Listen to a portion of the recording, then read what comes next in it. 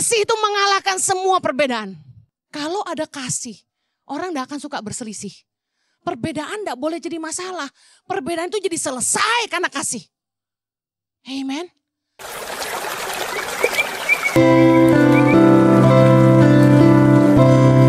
Terima kasih Tuhan. Terima kasih. Berbicaralah buat kami sore hari ini. Nyatakanlah isi hatimu. Ajari kami kebenaran firman-Mu. Biar setiap kami boleh menyatukan setiap perbedaan. Kami boleh lihat kasih dan kuasa-Mu dinyatakan. Terima kasih Bapa. Tolong hamba-Mu karena sungguh tanpa Engkau hamba tidak mampu. Menyerahkan setiap menit-menit ke depan ke dalam pimpinan Roh Kudus sepenuhnya. Hanya di dalam nama Yesus kami berdoa. Yang siap diberkati Tuhan, sama-sama kita katakan. Amen. Silakan duduk kembali, puji nama Tuhan. Shalom, shalom, shalom. Hari ini saya akan khotbah tentang menyatukan perbedaan. Tahukah Anda bahwa Yesus mau kita bersatu? Salah satu doa Yesus kita baca sama-sama dalam Yohanes 17 ayat yang ke-11. Lalu kita pindah ayat 20 sampai 23 karena waktu tidak cukup. Waktu saya cuma 25 menit. Kita baca sama-sama ayat 11. 3, 2, 1. Dan aku tidak ada lagi di dalam dunia. Tetapi mereka masih ada di dalam dunia. Dan aku datang kepadamu, ya Bapa yang kudus. Peliharalah mereka dalam namamu. Yaitu namamu yang telah engkau berikan kepadaku. Supaya mereka menjadi satu. Sama seperti kita. Ayat 20. Dan bukan untuk mereka ini saja aku berdoa. Tetapi juga untuk orang-orang yang percaya kepadaku oleh pemberitaan mereka. Supaya mereka semua menjadi satu. Sama seperti engkau ya Bapa. Di dalam aku dan aku di dalam engkau. Agar mereka juga di dalam kita. Supaya dunia percaya bahwa engkaulah yang telah mengutus aku. Sampai situ dulu. Saudara, salah satu doa Yesus. Bahkan diulang-ulang berkali-kali sampai di ayat berikutnya 22 sampai 23 dikatakan juga. Yesus rindu sekali kita orang percaya tuh bersatu. Bukan hanya para hamba-hamba Tuhan, murid-murid Kristus yang Yesus doakan untuk bersatu. Tapi dikatakan Yesus juga bilang begini. Yesus rindu supaya juga untuk orang-orang yang percaya kepadaku oleh pemberitaan mereka. Yang artinya gini, bukan hanya murid-murid Yesus, para hamba-hamba Tuhan yang harus bersatu. Tapi semua orang yang menjadi percaya karena pemberitaan mereka juga bersatu. Saya percaya bahwa harusnya kita di dalam kekristenan tidak boleh membuat pemisahan. Tidak boleh ada pemisahan di antara orang percaya. Para hamba-hamba Tuhan tidak boleh mengumpulkan pengikut-pengikut untuk dirinya masing-masing, tapi menjadikan mereka semua murid Kristus. Bukan mengumpulkan pengikut menurut aliran yang berbeda. Karena Yesus jelas berkata, supaya orang-orang yang menjadi percaya oleh pemberitaan mereka menjadi satu. Sedih sekali kalau hari ini kita lihat kekristenan terpisah-pisah. Perbedaan pandangan, perbedaan prinsip, pengertian membuat orang terpisah-pisah. Mari saya rindu, kekristenan bukan membawa pemisahan. Mari kita responin doa Yesus bahwa di dalam kekristenan kita harus jadi satu. Ya Tuhan kita sama. Yesus Kristus namanya. Amen. Saya percaya bahwa dalam sila Pancasila yang berkata kesatuan Indonesia, peranan orang Kristen sangat penting untuk berkontribusi dalam kesatuan bangsa. Sangatlah memalukan ketika kita dipandang dunia terpisah-pisah. Orang Kristen saling bertengkar dan menganggap alirannya yang paling benar. Harusnya kita tidak boleh saling membedakan. Tadi pagi saya katakan di khotbah saya, di ibadah jam 10 pagi, itu ICI selalu overflow, puji Tuhan. Saya sangat bersyukur buat jiwa-jiwa yang Tuhan kirim ke gereja ini. Tapi saya katakan begini, kalau sampai Anda terlambat datang ke gereja dan Anda tidak dapat tempat duduk di dalam dan Anda harus duduk di luar, kenapa tidak ke gereja yang ada di sebelah-sebelah? Kan sama-sama cari Tuhan toh? Maaf, di sebelah kiri ada GBI, di sebelah kanan ada Hokim Tong, di Flix bawah ada GSJS. Harusnya enggak masalah ke gereja mana. Cari aja gereja yang masih ada tempat duduknya daripada harus duduk di luar. Kan sama-sama cari Tuhan. Kalau hanya sekedar mau dengar khotbah saya ada di YouTube. Anda tinggal scroll, Anda suka yang mana. Kita harus menyisihkan perbedaan. Karena ini doa Yesus, kerinduan Yesus adalah kita orang Kristen bersatu. Amen. Bahkan saya tidak melihat orang Katolik sebagai lawan. Kita semua saudara di dalam Tuhan. Katakan amin. Nah masalahnya gini. Bagaimana kita bisa menyatukan perbedaan? Ini adalah sebuah pelajaran yang sulit. Karena turun-temurun bapak-bapak sebelum kita juga sulit bersatu. Tapi saya ingin sekali mengajarkan ini. Bagaimana menyatukan perbedaan? Yang pertama, miliki kepentingan yang sama. Miliki tujuan yang sama. Amos 3 ayat 3 berkata, berjalankah dua orang bersama-sama jika mereka belum berjanji? Dalam terjemahan ini kurang tepat, maaf. Kita akan lihat dari terjemahan MILT, Modified Indonesian Literal Translation. Dikatakan gini, apakah dua orang akan berjalan bersama-sama kecuali jika mereka telah bersepakat. Nah orang tidak akan bisa jalan sama-sama, tidak mungkin ada kesatuan kalau tidak sepakat. Kalau kita bawa kepentingan kita masing-masing bukan kepentingan Tuhan. Perselisihan, iri hati, roh kompetisi itu sulit dihindari. Yang mengerti katakan amin. Suami istri, kalau enggak punya kepentingan yang sama, tidak sehati, akan terjadi kompetisi. Teman sepelayanan, kalau tidak punya kepentingan yang sama, akan berkompetisi. Dulu saya worship pastor di gereja kami waktu saya masih kuliah. Dan lucu sekali ketika mulai terjadi pertikaian antara singer dan worship leader tentang siapa yang dijadwal paling banyak. Orang suka iri hati, mendengki, padahal begini kepentingannya harus sama. Kita di sini buat apa? Kita di sini untuk melayani raja segala raja. Kita enggak pusing siapa yang Tuhan pakai, harusnya kan gitu. Nah, roh kompetisi jelas melawan firman Allah. Kita tidak perlu bersaing. Kita harus sama. Kita bersatu untuk Tuhan. Amen. Alangkah memalukan kalau dunia lihat ada pertengkaran di antara hamba-hamba Tuhan. Karena itulah saya selalu minta, tolonglah jemaat Tuhan tidak usah meresponi orang-orang yang mengata-ngatai saya. Saya hargai kasih jemaat buat saya. Tapi alangkah baiknya kalau kita tidak menambah kericuhan yang ada dengan pendapat kita yang berbeda. 1 Korintus 3, judulnya tentang perselisihan. Ayat 3 bilang gini, karena kamu masih manusia duniawi. Sebab jika di antara kamu ada iri hati dan perselisihan, bukankah hal itu menunjukkan bahwa kamu manusia duniawi, bahwa kamu hidup secara manusiawi? Firman Tuhan Rasul Paulus mengajar kita bahwa kalau kamu tuh masih hidup dalam iri hati dan perselisihan, berarti kamu manusia duniawi. Manusia rohani tidak mengejar hal-hal yang seperti ini. Perselisihan harusnya tidak boleh ada. Filipi 2 ayat 21 berkata gini, sebab semuanya mencari kepentingannya sendiri, bukan kepentingan Yesus Kristus. Kalau kepentingan sendiri akibatnya ini, perselisihan, iri hati. Gereja siapa lebih besar? Gereja siapa lebih mewah? Pengikut siapa paling banyak? Jadi fokusnya nggak esensi duniawi gitu loh. Tapi kalau kita berlomba-lomba seperti yang Rasul Paulus katakan, kita ini seperti dalam gelanggang pertandingan, marilah setiap orang bertanding, berlomba, mengejar panggilan surgawi. Artinya gini, kita berlomba-lomba memenangkan jiwa. Bukannya berkompetisi tentang siapa yang lebih terkenal, siapa yang lebih tenar, gereja siapa yang paling besar, itu kayak gak penting banget gitu. Kami undang hamba-hamba Tuhan, gembala-gembala di Moy untuk makan malam sama-sama. Udah 2 kali. Kita yang ciang. Saya sama Pastor Jojo yang traktir makan kan.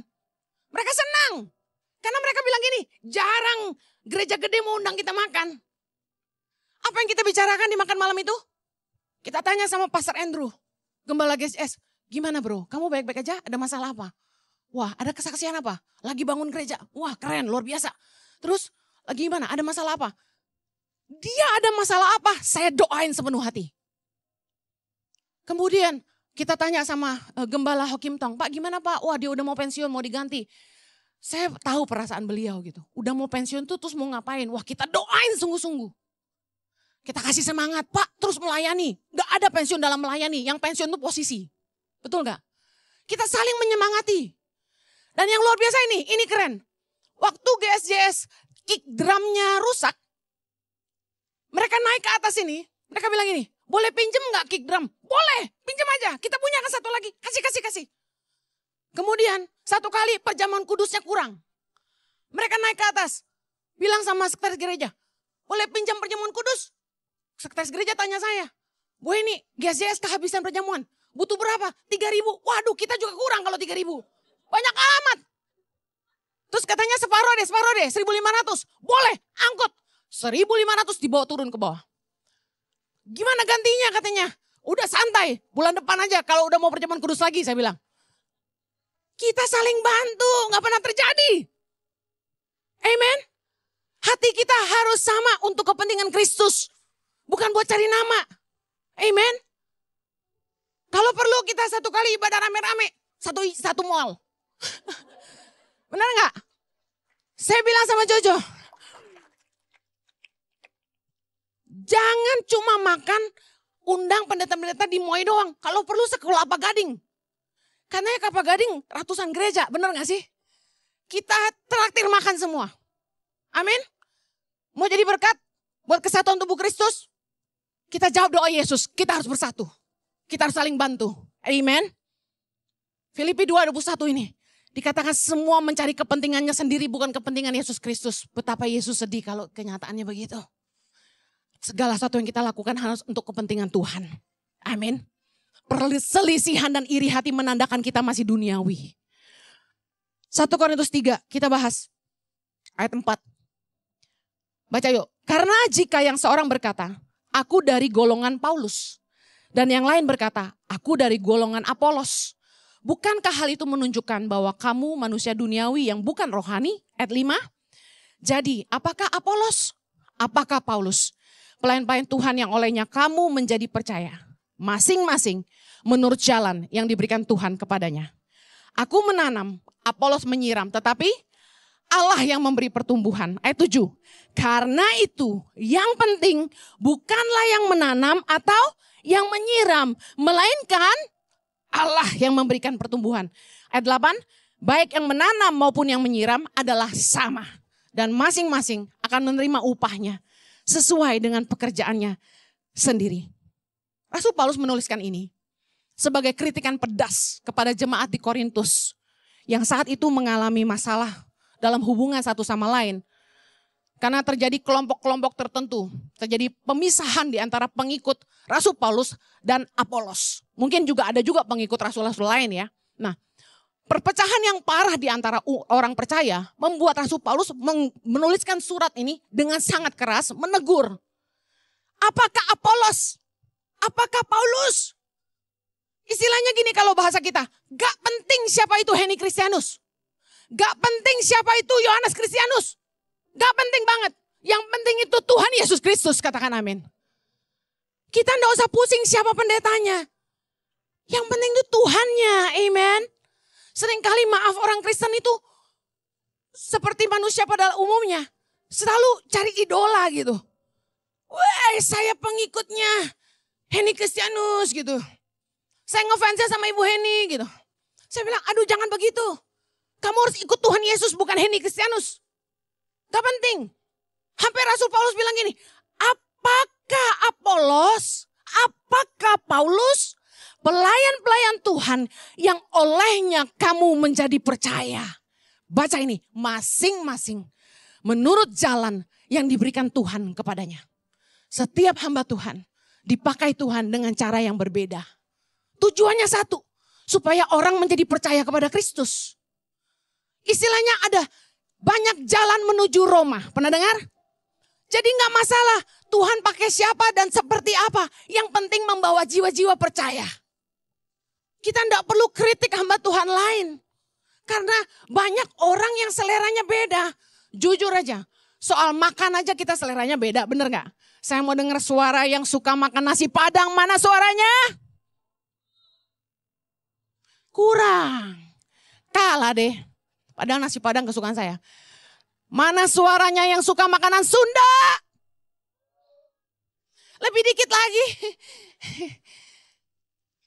Yang suka makanan Jawa. Kok pelan amat yang Jawa kayak Solo? Yang suka Chinese food. Yang suka seafood. Nomor 2 seafood, nomor 1 Chinese food ya. Yang suka BPK. Ditambahin nama gembalanya. Di kantor tadi saya pesanin BPK buat temen yang datang dari Doha. Saudara, gak masalah orang lebih suka dengar khotbah siapa. Mungkin pendeta itu membuat dia lebih mudah ngerti aja. Saya sama suami aja beda selera. Satu kali teman baik, ini karena teman baik, jadi saya gak marah. Dia ngomongnya agak menghina. Dia bilang gini, kalau si Henny mah khotbah, gue udah tahu semua sebelum dia ngomong. Hah? Kaget gue. Semua yang dia khotbah mah, gue udah tahu. Ibaratnya gini, cetek loh gitu ya. Tapi kalau Jojo yang khotbah, gue catet tuh, dia bilang gitu. Dia senangnya sama suami saya. Nggak apa-apa, kan suami saya. Terus saya senyum-senyum, saya bilang gini, beda pasar. Kalau yang senang sama suamiku tuh pasti Kristen-Kristen dewasa. Yang memang haus sama belajar firman Allah. Yang doyannya nongkrongin Bible study. Pasti senang sama Pak Jojo. Saya kasih tahu. Masing-masing pengkhotbah punya pasarnya sendiri. Benar ya? Nah, sesama pengkhotbah jangan saling menyalahi gitu. Udah, menurut jalan yang diberikan Tuhan kepada mereka. Untuk membawa orang menjadi percaya. Ada yang suka makanan Manado, ada yang suka makanan Jawa, ada yang suka makanan asin, ada yang suka manis pedas. Saya suami istri aja beda, pasarnya beda. Tapi ya, saya seneng loh Rasul Paulus tulis keras seperti ini. Dia bilang gini, apakah Apolos, apakah Paulus, pelayan-pelayan yang Tuhan yang olehnya kamu menjadi percaya. Masing-masing menurut jalan yang diberikan Tuhan kepadanya. Dan dia tekankan gini, karena itu yang penting bukanlah yang menanam atau yang menyiram. Melainkan Allah yang memberikan pertumbuhan. Yang paling penting itu Tuhan. Karena gini, Tuhan bisa pakai siapa saja. Tuhan bisa pakai apa aja. Kita ini cuma alat aja. Kita gak usah bertingkah. Yang penting gini, lihat aja dari buahnya. Jiwa-jiwa menjadi selamat atau mereka jadi sesat, kan gitu. Lihat dari buahnya, ada perubahan hidup enggak? Yang selalu membuat saya bersyukur adalah setiap kali saya membaca kesaksian tentang jiwa-jiwa yang bertobat, jiwa-jiwa yang hidupnya dipulihkan. Mereka bilang sama saya hidup mereka lebih baik. Ada peningkatan kualitas hidup setelah mereka dengerin khotbah-khotbah saya. Jujur ya, saya kadang juga gak ngerti gimana caranya Tuhan bisa pakai saya. Saya juga rasa gak mampu, makanya tiap kali doa saya selalu bilang, Tuhan tolong hamba-Mu karena sungguh aku gak mampu. Kalau bisa milih jangan jadi pengkhotbah, gue gak mau jadi pengkhotbah. Asal tahu aja saya bilang sama anak saya, jangan jadi pendeta deh. Berat. Lu bisa jadi pengusaha aja deh. Masalahnya gini, ini panggilan. Gak bisa digadaikan. Gak bisa ditukarkan. Perbedaan pandangan dan cara akan jadi masalah kalau kita tuh gak punya tujuan yang sama.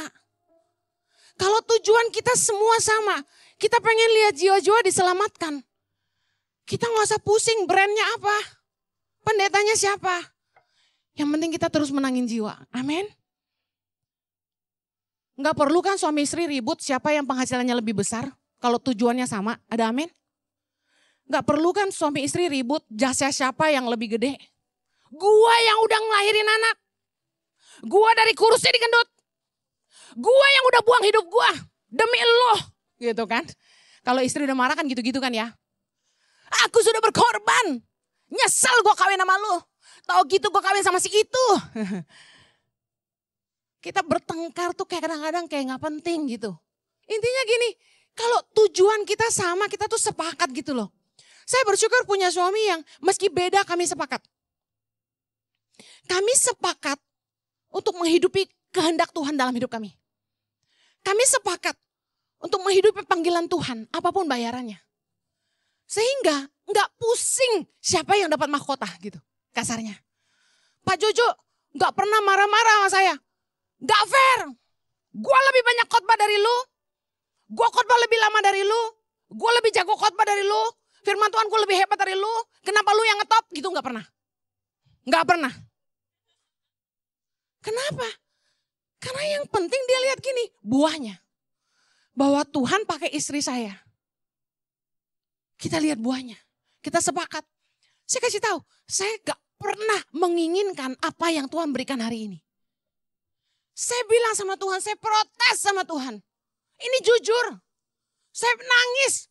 Saya bilang, Tuhan kenapa saya, kenapa gak Jojo aja? Secara wajah udah dia lebih cocok jadi artis. Secara confident dia punya. Dia ramah, baik hati. Suka bicara, suka difoto. Sama semua orang dia baik. Kalau orang deketin saya takut. Jadi saya bilang, kenapa saya, kenapa enggak Jojo? Tuhan, saya protes sama Tuhan, tahu gak sih? Ini benar, ini real. Anda tahu gak, pertama kali saya tahu saya viral, saya ketakutan. Saya udah tahu hari ini akan jadi hari ini, tahu gak? Gue udah tahu. That's it lah, habis ini gue diserang orang banyak. Siapapun yang dipakai Tuhan gak akan lolos dari proses ini. Makanya saya dari hari pertama udah ketakutan. Tuhan tolongin saya, sampai saya bilang sama suami saya gini. Udah mulai sekarang jangan ada live streaming lagi. Khotbah gue lu edit dulu. Sampai gue salah ngomong tolong dipotong. Kapok gak sih? Sosial media zaman sekarang mengerikan bukan? Cari musuh kita. Gak ada ampun dalam kekristenan. Semua hakim semua. Sampai saya pernah ngomong kan. Jadi pendeta tuh gak boleh salah. Gak ada maaf bagi kita. Jangan gitu ya. Yuk, kalau kita mau bersatu kita harus punya kepentingan yang sama. Semua untuk Tuhan, bagi Tuhan, dan hanya untuk Yesus Tuhan kita. Haleluya. Yang kedua, bagaimana menyatukan perbedaan? Kita harus saling mengasihi. Yohanes 15 ayat 12 sampai 13 bilang gini. Inilah perintahku, yaitu supaya kamu saling mengasihi. Seperti aku telah mengasihi kamu. Tidak ada kasih yang lebih besar daripada kasih seorang yang memberikan nyawanya untuk sahabat-sahabatnya. Kasih pasti mau berkorban. Orang yang gak punya kasih pasti mengorbankan orang lain. Kalau kita tuh ada perbedaan, cuma kasih yang bisa menyelesaikan. Ingat waktu kita masih pacaran, yang pernah pacaran katakan, kita beda bukan sama pasangan kita. Saya masih ingat pertama kali saya pacaran sama Jojo. Valentine malam pertama. Dia ngajak saya makan sate kambing di Jalan Sabang ya. Karena ini di Jakarta pasti paham. Yang di corner tuh. Bukan restoran, warung bos. Dan saya seumur-umur belum pernah makan kambing waktu itu. Apa yang terjadi? Valentine kelabu. Kenapa? Habis makan sate kambing, saya sakit kepala. You know why? Dagingnya keras banget. Maklum masih SMA, nggak punya modal traktir gua. Makan di kaki lima, sate kambingnya keras pula. Susah banget gigitnya. Lah namanya orang lagi pacaran kan gue juga malu makan melepet-melepet gitu kan. Jadi waktu nggak bisa gigit, Anda bayangin masa saya lepeh depan dia.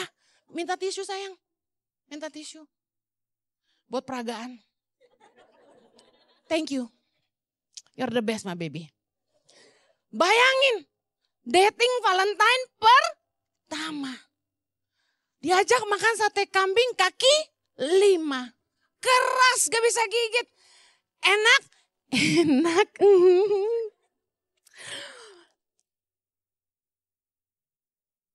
Tarik, gak bisa gigit. Gimana nih?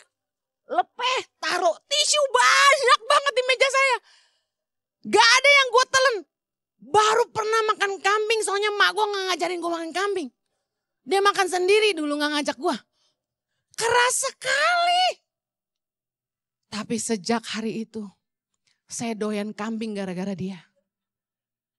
See, Perbedaan bisa dilewati karena kasih. Kita waktu pacaran sering kali berselisih. Namanya kita beda banget. Saya tuh sama Jojo utara dan selatan. Timur barat. Gak ada sama-samanya. Gue sebel sama dia juga sebel sama gue. Kita putus 8 kali ada. Bener. Saya pernah putus panjang. Pacaran sama orang lain 8 bulan. Balik lagi. Tiap kali saya putus sama Jojo. Malamnya kita lagi berantem. Ya udah, gue juga nggak tahan sama lo. Sama, gue juga nggak tahan sama lo. Ya udah, putus aja. Ya udah.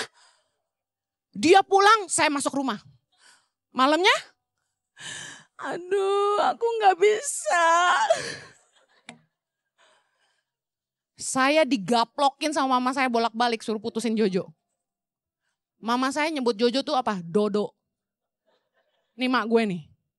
Dia bilang gini, lu jangan sama si Dodo itu ya.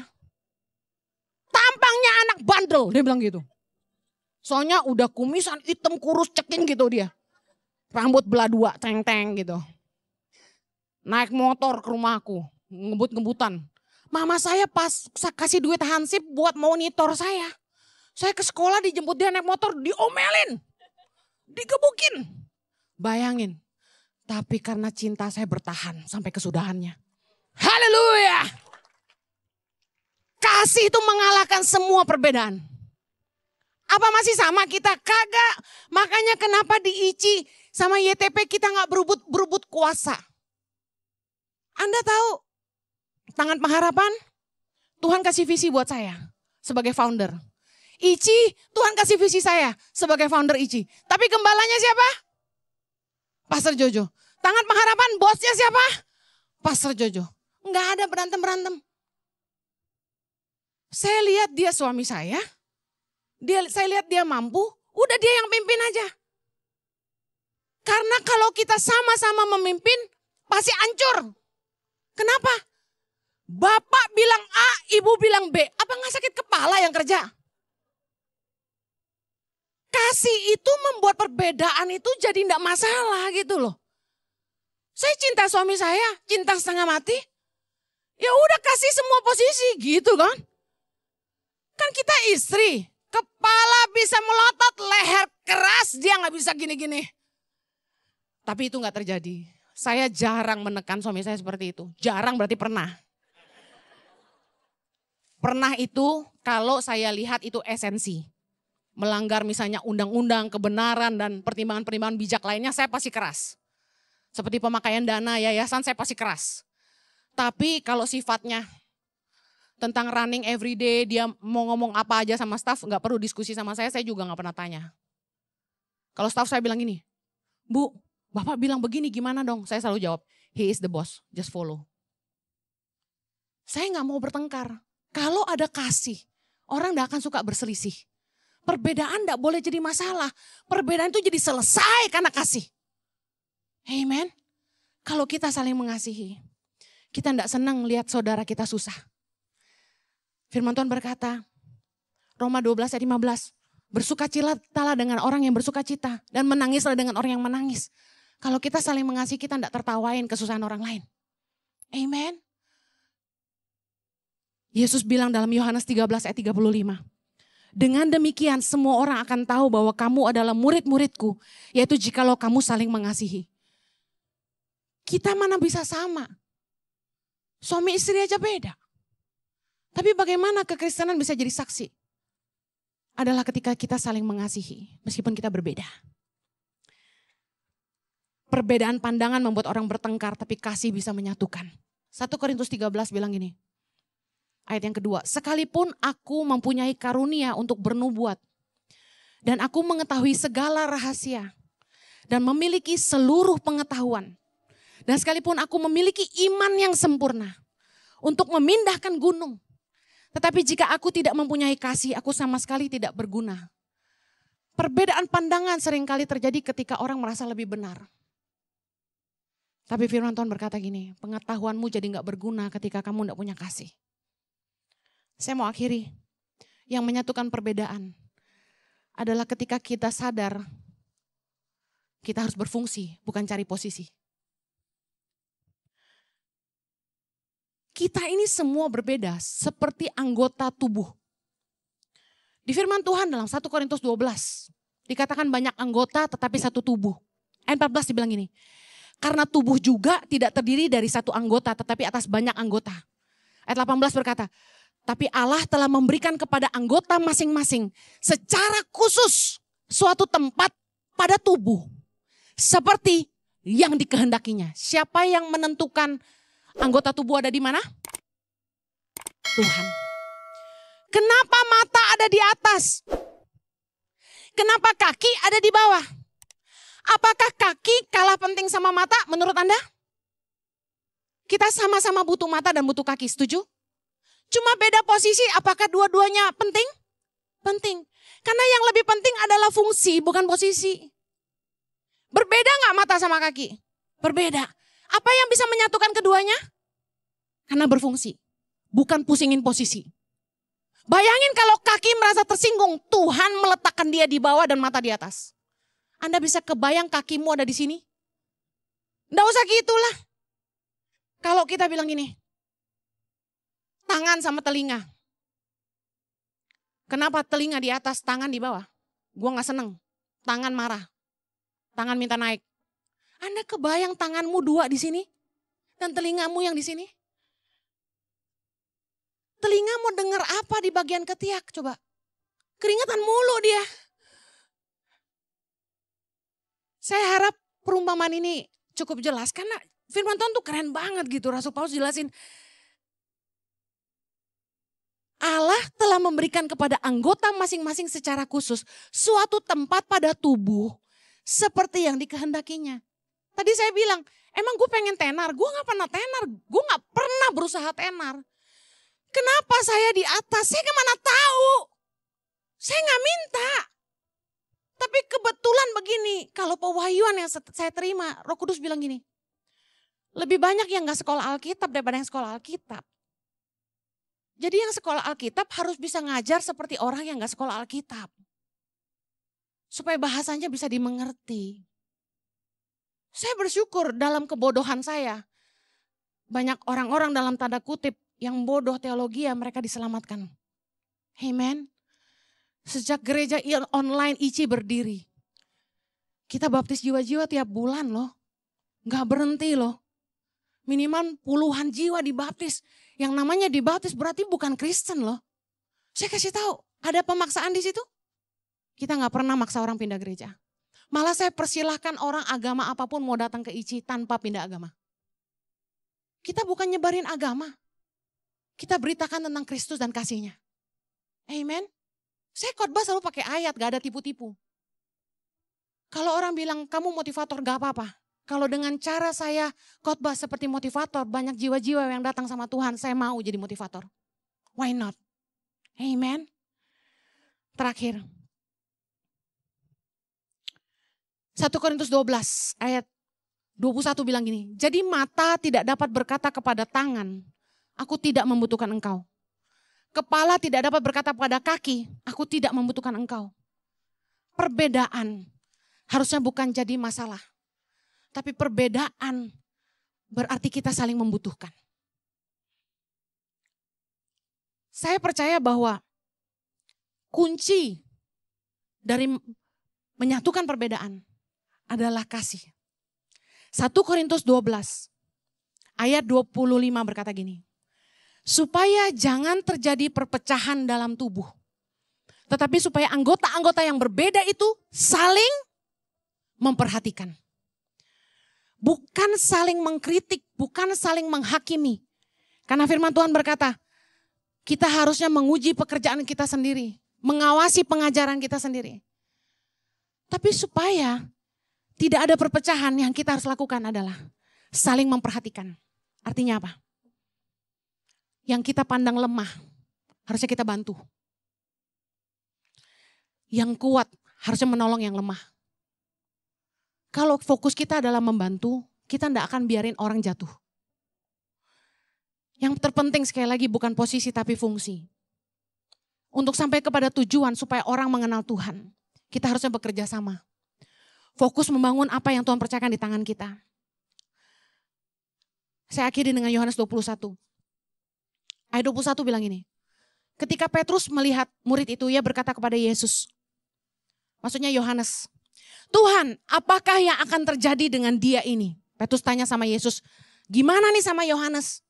Ayat 22, mari baca apa Yesus jawab. Jawab Yesus, jikalau aku menghendaki supaya ia tinggal hidup sampai aku datang, itu bukan urusanmu. Tetapi engkau ikutlah aku. Yesus ngajarin kita. Apa yang Yesus mau kerjakan dalam hidup orang lain itu bukan urusan kita. Bagian kita adalah fokus ikut Yesus.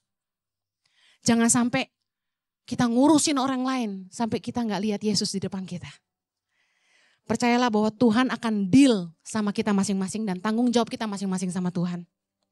Bagaimana menyatukan perbedaan, miliki kepentingan yang sama, tujuan yang sama. Yang kedua, kita harus saling mengasihi. Yang ketiga, kita harus fokus berfungsi, bukan cari posisi. Yang mau katakan amin. Mari kita berdoa. Bapa di sorga, Indonesia adalah negara yang beragam suku, bahasa, agama. Biarlah kami sebagai orang percaya berkontribusi dalam kesatuan di bangsa ini. Bukannya menyebabkan perpecahan, tapi kami saling bergandengan tangan, membangun kesatuan. Berdoa juga sesama orang percaya, tidak lagi terjadi perpecahan, pemisahan pengikut. Tapi setiap orang menjadi murid Kristus. Dan fokus kami adalah mengikut Kristus. Berdoa agar setiap umatmu menjadi dewasa. Sehingga kami tidak lagi hidup secara duniawi. Hidup dalam perselisihan dan iri hati. Tapi kami hidup di dalam kehendak Allah. Dan penuh dengan keinginan ilahi. Di dalam nama Yesus kami berdoa. Amen. Tuhan memberkati.